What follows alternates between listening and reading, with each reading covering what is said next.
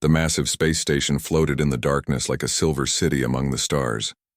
Ships from across the galaxy docked at its ports, bringing warriors from dozens of different worlds. This was Nexus Prime, the most famous military training center in known space.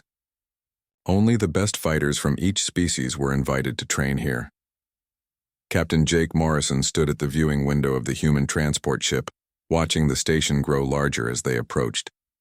Behind him, his small team prepared their gear in silence. Sergeant Lisa Parker checked her weapon for the third time. Corporal Danny Rodriguez practiced combat moves in the narrow corridor. Private Kevin Thompson read through training manuals on his tablet. "First time seeing aliens up close?" Lisa asked Jake quietly. Jake nodded. "For all of us.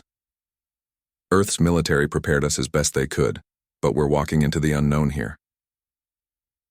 The docking process took an hour. When the airlock finally opened, Jake led his team into a world unlike anything they had ever seen. The station's main corridor stretched for miles in both directions. Aliens of every size and shape moved through the space with purpose. A group of 8-foot-tall reptilian creatures walked past, their scales gleaming under the artificial lights. Their movements were smooth and deadly, like predators hunting prey. These were Krillians, Jake realized from his briefings. Behind them came a cluster of insect-like beings with 4 arms each, moving so fast they seemed to blur. The Vorthak Collective representatives. "Welcome to Nexus Prime," a voice said behind them. Jake turned to see a woman in a crisp blue uniform, approaching. Commander Helen Brooks was Earth's military liaison at the station, the only human who had been here before. "How bad is it?" Jake asked quietly. Helen's smile was tight. "They think we're a joke. Most of them have never seen a human before. To them, we look small, weak, and helpless." As if to prove her point, a booming laugh echoed through the corridor. A massive bear-like creature, easily 10 feet tall and covered in thick fur, pointed at the human group. Several other aliens gathered around, their various forms of laughter filling the air. "Look at the tiny ones," the bear creature said in heavily accented Galactic Common. "Do they even have claws? I see no natural armor, no poison sacs, nothing useful for war." A Krillian warrior approached, his yellow eyes studying the humans like specimens in a laboratory. "I am Admiral Vextar of the Krillian Empire. Are you certain these creatures are warriors? They appear to be civilians." Jake stepped forward, keeping his voice calm and professional. "Captain Jake Morrison, Earth Defense Force. We're here for the Coalition Training Program." The Admiral's laugh was like grinding stone. "Earth Defense Force? Defending what? Flower gardens?" The crowd of aliens found this hilarious. "Their weapons are primitive," a Vorthak scout chittered, its mandibles clicking rapidly. "Metal projectiles instead of energy beams. Their ships barely achieve light speed. What can they possibly teach us about combat?" More aliens gathered to stare at the humans. Jake felt like an animal in a zoo. Private Thompson shifted nervously behind him, but Sergeant Parker stood perfectly still, her face showing no emotion. "Perhaps they're here to learn cooking instead of fighting," suggested a glowing energy being from the Zephyrian Commonwealth. "They look more suitable for food preparation than warfare."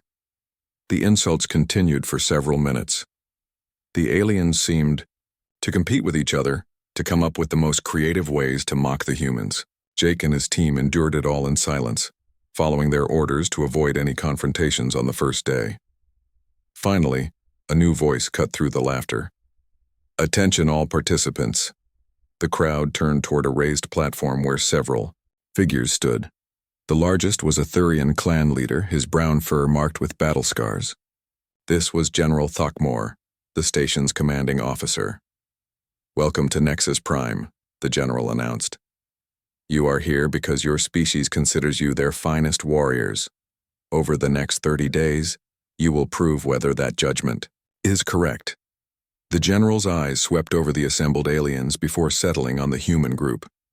"This cycle, we welcome a new species to our training program. The humans of Earth have recently joined the Galactic Defense Coalition." A wave of snickers and whispers passed through the crowd. The general raised a massive paw for silence. The training program consists of 4 phases, he continued. Individual combat assessment, endurance trials, team-based scenarios, and finally, a full-scale war game. Those who fail will return home in shame. Those who succeed will be granted full military partnership in the coalition. After the general's speech, the aliens began to disperse toward their assigned quarters. The human group found themselves walking alone through the corridors, the other species avoiding them like they carried some disease. "Friendly bunch," Danny muttered. "Stay focused," Jake warned. "We knew this would be difficult. Earth's military didn't send us here to make friends." Their quarters were smaller than the spaces assigned to other species, located in a section clearly designed for lesser participants. The rooms were clean but basic, with simple bunks and minimal storage.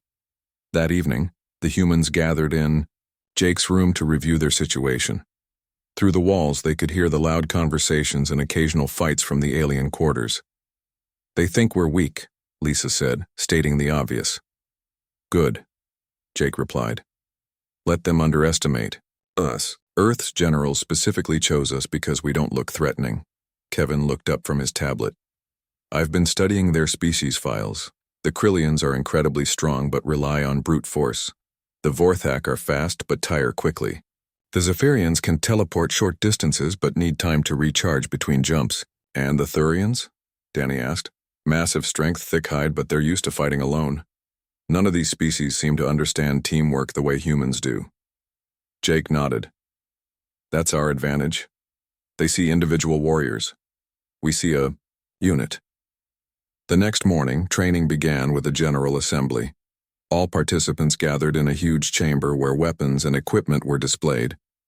The aliens immediately gravitated toward the most impressive-looking gear. A Krillian warrior picked up a plasma cannon designed for his species. "This will burn through any armor," he boasted to his companions. The Vorthak representatives selected speed enhancement devices and multi-blade weapons. The Zephyrians chose energy shields and teleportation boosters. The humans approached the equipment display more carefully. Jake studied each item, considering not just its power but its reliability and versatility. Lisa tested the weight and balance of several weapons before making her choice. Danny selected gear that could serve multiple purposes. "Interesting," General Thockmore observed, watching the humans from across the room. "Most species grab the most powerful weapons available. The humans are choosing based on different criteria." Admiral Vextar snorted in disgust. "They're too weak to handle real weapons. Look, they're choosing basic projectile weapons over energy cannons." But Jake had his reasons. Human weapons were simpler, easier to maintain, and less likely to fail under extreme conditions. His team chose gear they understood completely rather than impressive technology they couldn't repair. As the morning progressed, it became clear that the aliens expected the humans to fail quickly and spectacularly. Betting pools formed among the various species, with odds heavily favoring human elimination within the first week. The humans said nothing. They prepared their equipment, studied their opponents, and waited for their chance to prove that sometimes the most dangerous predator is the one nobody sees coming. The first combat assessment began at dawn. General Thockmore stood in the center of a massive training arena, watching as participants from each species prepared for individual trials. The aliens strutted around like peacocks, showing off their natural advantages to anyone who would watch. A Krillian warrior named Zexithon stepped into the first testing circle. His reptilian muscles bulged as he lifted weights that would crush most beings. The crowd of aliens cheered as he broke record after record in the strength trials. His scales deflected practice weapons like they were toys. "Impressive," Admiral Vextar said with pride. "No human could match such power." Next came a Vorthak scout called Kliktar. She moved through the speed course so fast that the timing equipment struggled to keep up. Her 4 arms worked independently, striking multiple targets while she ran. Her compound eyes tracked dozens of objects at once. The Zephyrian representative, a being of pure energy called Fluxarai, demonstrated tactical superiority by teleporting around the arena. He appeared behind targets, struck them, and vanished before anyone could react. His energy form allowed him to pass through solid barriers. Then it was the humans' turn. Jake Morrison stepped forward first, knowing all eyes were on him. The aliens fell silent, some actually yawning as if they expected to be bored. Jake approached the strength test. The weights that had challenged even the Krillians looked impossible for his smaller frame. He lifted what he could, which was respectable, for a human but laughable compared to the aliens. Whispers and chuckles filled the arena. As expected, Vextar said loudly. Weak and pathetic. But then Jake moved to the speed course. He didn't match the Vorthak's incredible pace, but something interesting happened. Where the alien had blazed through in a straight line, Jake took a different approach. He studied the course layout, found efficient paths, and used momentum to his advantage. His time was slower, but his energy expenditure was much lower. Sergeant Lisa Parker went next. During the tactical assessment, she faced the same challenge that Fluxerai had dominated through teleportation. Lisa couldn't vanish and reappear, but she did something the energy being hadn't thought of. She observed the pattern of the test, predicted where targets would appear, and positioned herself accordingly. Her success rate was nearly equal to the Zephyrians. Lucky guess, muttered a Thurian warrior. But it wasn't luck. Kevin Thompson proved that when he faced a puzzle that had stumped several alien participants. The test required finding hidden weaknesses in defensive systems. Where the aliens had used brute force or advanced technology, Kevin used simple logic and careful observation. He solved it faster than anyone else. The alien instructors began to pay closer attention. Something was happening that they hadn't expected. The real surprise came during the endurance trials. This was where the aliens expected humans to fail completely. Every species had natural advantages that seemed to guarantee victory. The Krillians had thick hides and powerful hearts. The Vorthak had efficient metabolisms. The Zephyrians could rest while maintaining their energy forms. The test was simple in concept but brutal in execution. Participants had to maintain combat effectiveness for 12 straight hours while facing wave after wave of training robots. Most aliens started strong, using their natural gifts to dominate the early stages. Zexton the Krillian crushed robots with his bare claws for the first 3 hours. His strength was overwhelming, his defense nearly perfect. But as time passed, his massive muscles began to demand more oxygen than his body could provide. By hour 6, he was gasping for air between each attack. Kliktar the Vorthak maintained her incredible speed for 4 hours, but her rapid movements burned energy at an unsustainable rate. She began to slow down, her forearms moving independently less and less as exhaustion set in. Fluxerai lasted longer than most, his energy form requiring less physical maintenance. But even beings of pure energy had limits. His teleportation became less precise, his attacks weaker as his power reserves drained. The Thurian warriors, with their massive frames and tough hides, seemed built for endurance, but their size worked against them as the hours passed. Their large bodies needed more energy to maintain, and their combat style relied on short bursts of overwhelming force rather than sustained effort. One by one, the alien participants began to falter. Some collapsed from exhaustion, others made critical errors as their concentration failed. The arena that had been full of activity gradually grew quieter, as more and more participants were eliminated. But the humans kept going. Lieutenant Alex Carter had started the test looking completely outmatched.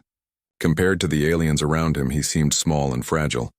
But as hour 6 became hour 7, then hour 8, something remarkable became clear.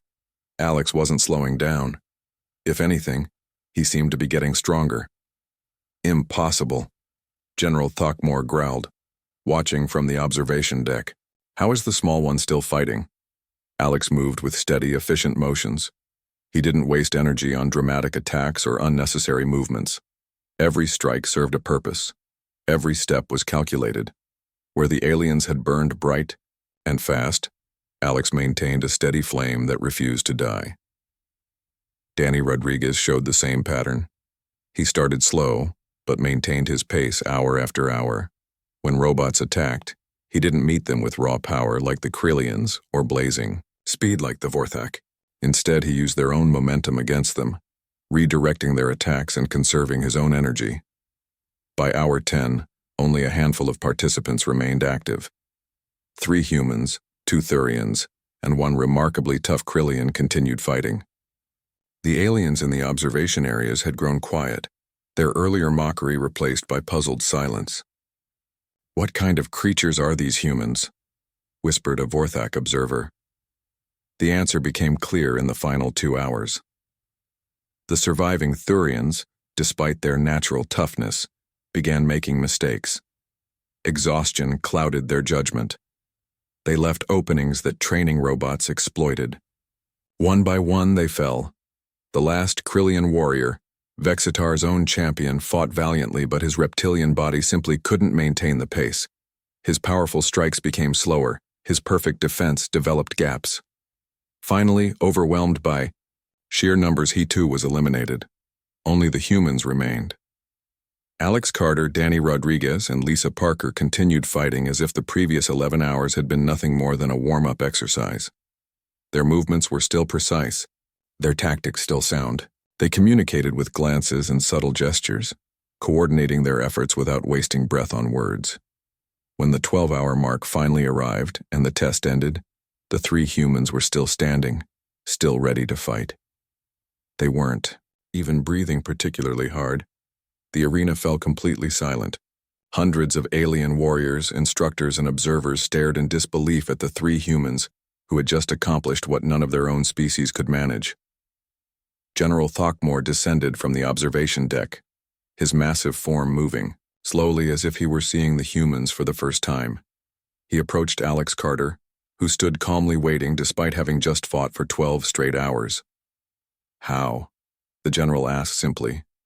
Alex looked up at the towering Thurian commander. "We're persistence hunters, sir. On Earth, humans chased prey across continents until it collapsed from exhaustion. 12 hours is just getting started for us." Admiral Vexitar pushed through the crowd, his yellow eyes wide with something that might have been fear. "This is impossible. No species can maintain combat effectiveness for such extended periods." "We can," Lisa Parker said quietly. "It's what we do. It's what we've always done." The implications began to sink in among the alien observers. A species that became more dangerous the longer a fight lasted. Warriors who treated 12-hour battles as routine training exercises. Fighters who didn't weaken with time but actually seemed to grow stronger. For the first time since the humans had arrived at Nexus Prime, nobody was laughing. The 3rd phase of training began 3 days after the endurance trials. The alien participants had grown quieter around the humans, but most still believed the earlier results were just luck. Team combat would surely expose human weakness, they thought. After all, what could such small creatures accomplish when facing superior alien coordination? General Throckmore announced the rules in the main assembly hall. "You will form mixed teams of 8 members each. Each team must include representatives from at least 3 different species. Your mission will be to capture and hold strategic objectives against opposing teams." The aliens immediately began forming alliances based on complementary strengths. Krillian power paired with Vorthak speed. Zephyrian tactics combined with Thurian endurance. They approached team building like a business transaction, calculating advantages and negotiating roles. The humans waited until other teams had formed before quietly approaching remaining participants. Jake Morrison found himself leading a mixed team that included 2 Thurian warriors, 2 Vorthak scouts, a Zephyrian tactician, and 1 skeptical Krillian named Dexvor. "I refuse to take orders from a primitive mammal," Dexvor announced during their first team meeting. "You don't have to," Jake replied calmly. "But you do have to work with us if you want to win." The Thurian warriors, Grokmar and Thulain, seemed more open to cooperation. They had seen humans fight for 12 hours without stopping and were curious about these strange endurance predators. "What is your strategy, small captain?" Grokmar asked, his deep voice rumbling through the planning room. Jake spread a map of the training area across the table. "First, we need to understand what we're really good at. You Thurians are tough and strong. The Vorthak scouts are fast and have excellent vision. Our Zephyrian friend can provide tactical oversight and teleport for reconnaissance. And the humans? Asked Zilnat, one of the Vorthak scouts. We adapt, Lisa Parker said simply. We find ways to make everything work, together. The first war game began at dawn. The training area was a mock city with buildings, tunnels, and multiple strategic points that teams needed to capture and hold. Most alien teams charged directly at objectives, relying on their natural advantages to overwhelm opponents. Jake's team took a different approach. While other teams fought spectacular battles at the main objectives, the humans led their alien teammates through maintenance tunnels and service corridors. They avoided direct confrontation when possible, choosing instead to attack when and where the enemy least expected it. This is cowardice, Dex4 complained as they moved through a drainage tunnel. Krillian warriors fight with honor, not like sneaking vermin. Krillian warriors are currently losing, Danny Rodriguez pointed out quietly. Through a grate, they could see Dex4's former teammates engaged in a brutal frontal assault against a combined Thurian-Vorthak position. The Krillians were stronger, individually, but they were fighting as individuals. Each warrior sought personal glory rather than team victory. Jake's team emerged behind the enemy position, but instead of attacking immediately, Jake did something that confused his alien teammates. He positioned each team member carefully, explained their specific roles, and coordinated their timing down to the second. When I give the signal, Jake whispered. Grokamar and Thulane hit their left flank. Zilnat and Kekstar circle right and disable their communications. Our Zephyrian friend teleports to high ground for Overwatch. Dex4, you're our hammer. Wait for my mark, then charge straight through their center. You want me to attack alone? Dex4 asked, confused. No, Lisa Parker explained. You attack when everyone else is in position.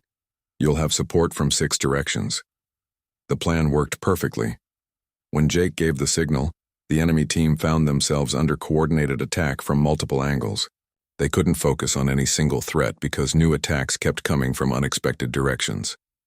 Within minutes, the position was captured. Dex4 stared at the results in amazement. How did you know they would break formation like that? Because they're not used to real teamwork, Kevin Thompson explained. Each species fights the way that works best for them individually. But when you coordinate different abilities together, the whole becomes stronger than its parts. Word of the humans' tactical success spread quickly through the training facility. Other teams began studying human methods, trying to understand how such physically inferior creatures could consistently outmaneuver stronger opponents. The second war game was larger and more complex. Teams had to coordinate across multiple battlefields, while protecting supply lines and managing limited resources. The alien teams approached it like a series of individual battles, each team fighting independently for specific objectives. Jake's team was assigned to defend a supply depot that 3 other teams would attack simultaneously. The odds were hopeless, by traditional calculations.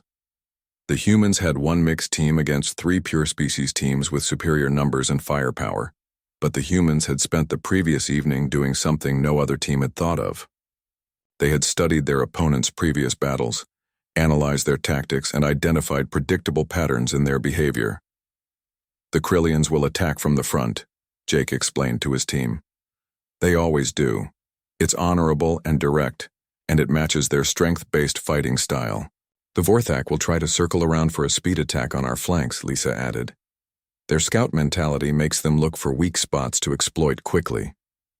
And the Zephyrians will teleport to high positions for tactical advantage, Danny concluded. They think like chess masters trying to control the battlefield from above. Alex Carter, who had joined Jake's team for this exercise, pointed to specific locations on their defensive perimeter. So we prepare for exactly what they're going to do, and we turn their strengths against them. The attack came exactly as predicted. The Krillians charged the main entrance with overwhelming force. The Vorthak circled to hit the flanks with lightning speed. The Zephyrians teleported to rooftops and towers for commanding positions, but the humans had prepared surprises for each approach. The main entrance wasn't defended by raw firepower.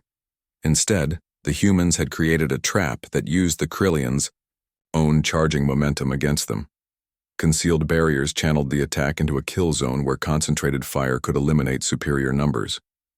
The Vorthak flank attack ran into carefully placed obstacles that slowed their advance and separated them from mutual support.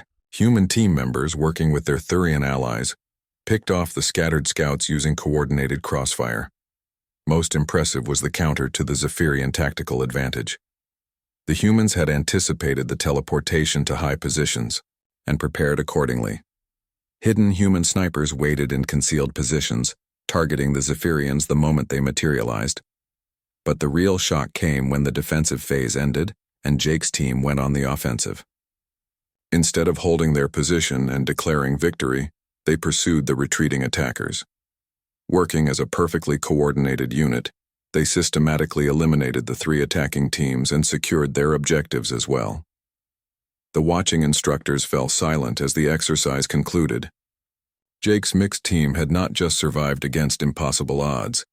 They had achieved total victory against numerically superior forces by turning alien strengths into weaknesses.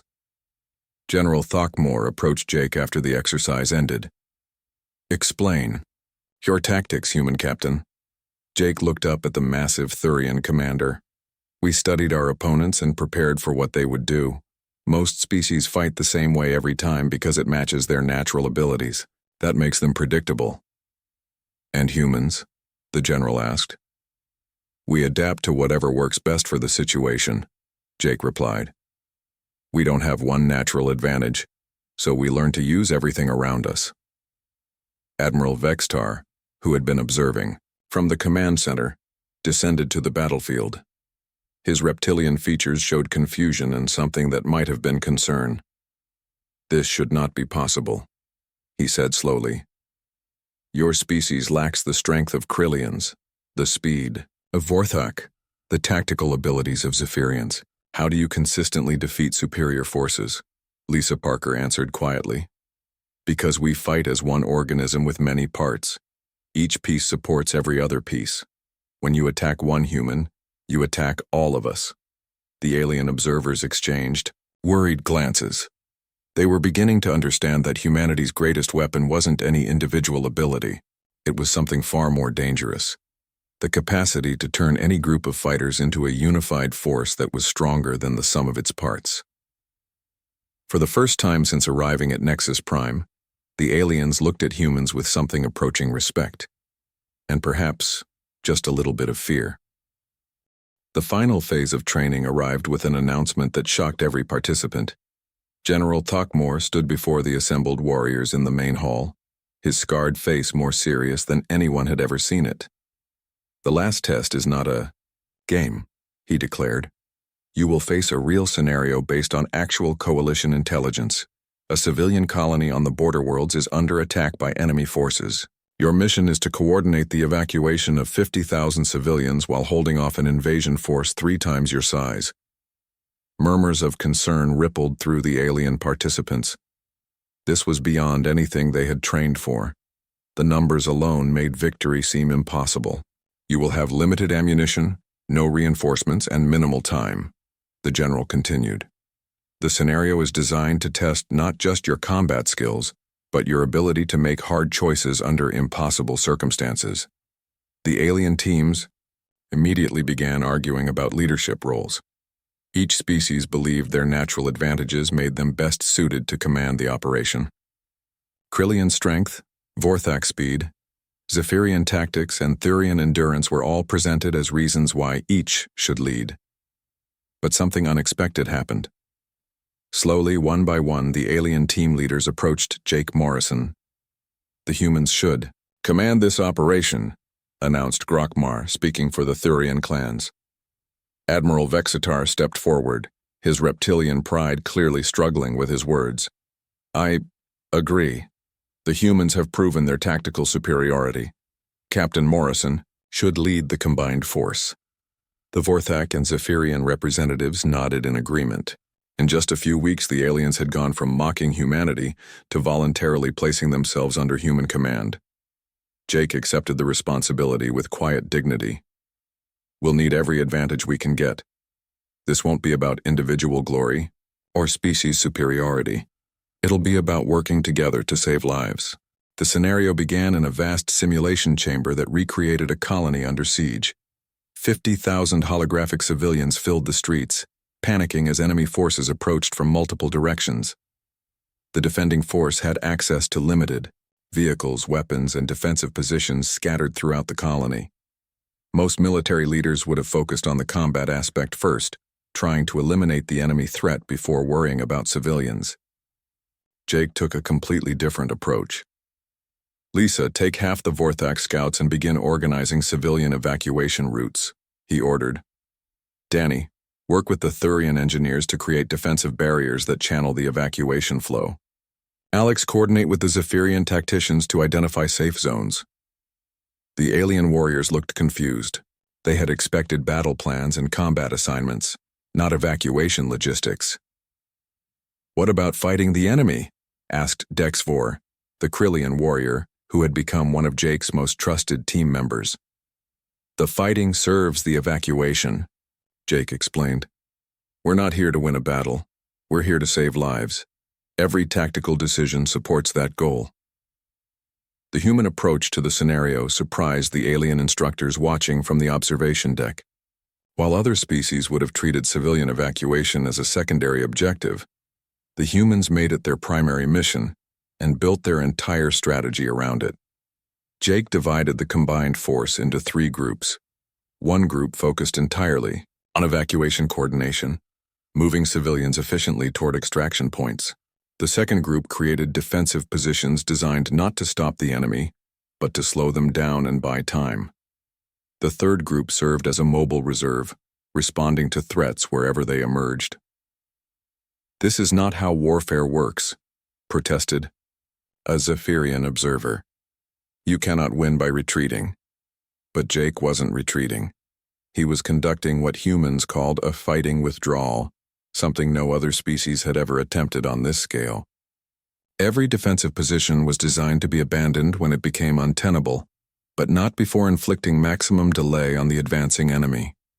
The first enemy wave hit the colony's outer defenses. Instead of trying to hold fixed positions against superior numbers, the human-led defenders used hit-and-run tactics. They would engage the enemy briefly, inflict casualties, then withdraw to the next prepared position. Each withdrawal was coordinated perfectly with the civilian evacuation. As defenders fell back, they guided panicking civilians toward safety. No defensive position was held beyond its usefulness, but none was abandoned before its purpose was complete. "Fascinating," General Throckmore observed. "They're treating the entire operation as one integrated system. Combat and evacuation support each other." The alien participants began to understand the human approach as the scenario progressed. A Thurian warrior named Brultak found himself protecting a group of injured civilians while simultaneously covering a tactical withdrawal. Instead of feeling conflicted between fighting and rescue duties, he realized both missions supported the same goal. The most critical moment came when the enemy broke through the main defensive line. Conventional tactics would have required a desperate counterattack to restore the position. Jake made a different choice. "All units, execute tactical. Withdrawal to secondary positions," he ordered calmly. "Evacuation teams accelerate civilian movement to extraction points. We're trading space for time." Sergeant Lisa Parker found herself in command of the rear guard, the most dangerous assignment in any withdrawal. Her mixed team of humans and aliens had to hold off overwhelming enemy forces while the main evacuation continued. "How long can you hold?" Jake asked over the communication system. Lisa looked at her team, then at the approaching enemy forces. "As long as you need, sir." The rearguard action became legendary among the watching instructors. Lisa's team didn't try to stop the enemy advance. Instead, they conducted a series of delaying actions that bought precious minutes for the evacuation. When one position became untenable, they fell back to another, always maintaining pressure on the enemy while protecting the civilian exodus. Private Rachel Coleman demonstrated something that shocked the alien participants. When her position was overrun and she was badly wounded, she continued fighting from the ground, providing covering fire for her teammates' withdrawal. The concept of fighting while injured was completely foreign to most alien species. "Why doesn't she retreat to safety?" asked a confused Vorthak observer.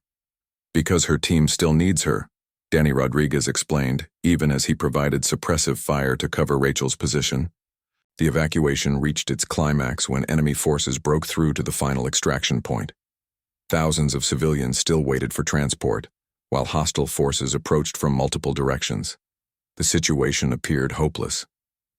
Jake made the hardest decision of his military career.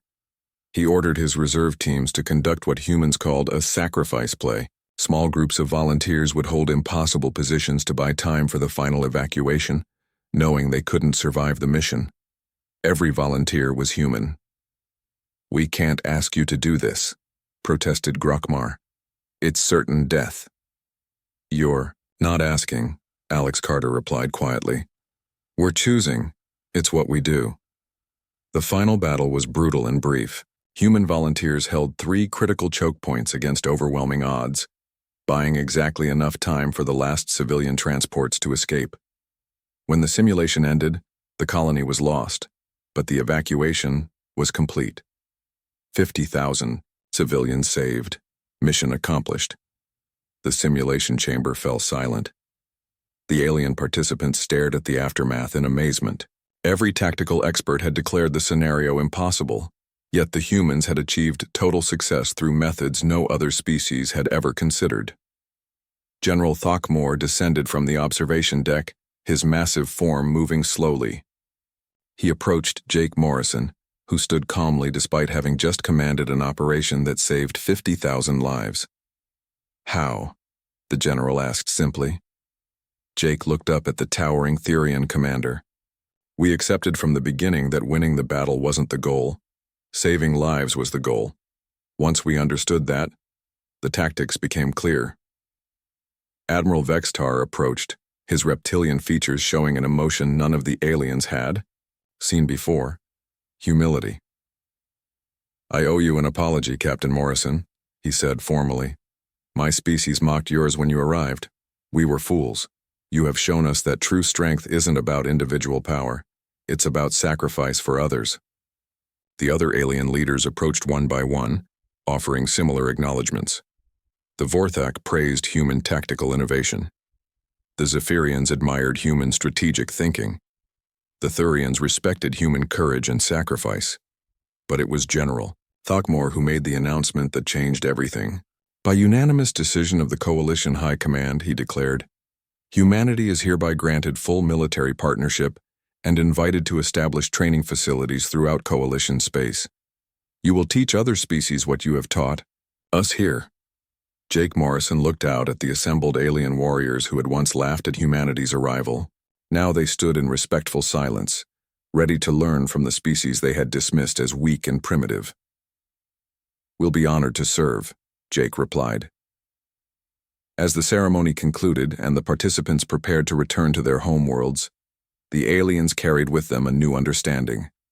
They had learned that sometimes the most dangerous predator is the one that doesn't look dangerous at all. They had discovered that true strength comes not from individual ability, but from the willingness to sacrifice for others. The aliens had laughed when human combat training began. Now they knelt to learn from the teachers they had never expected to find among the stars.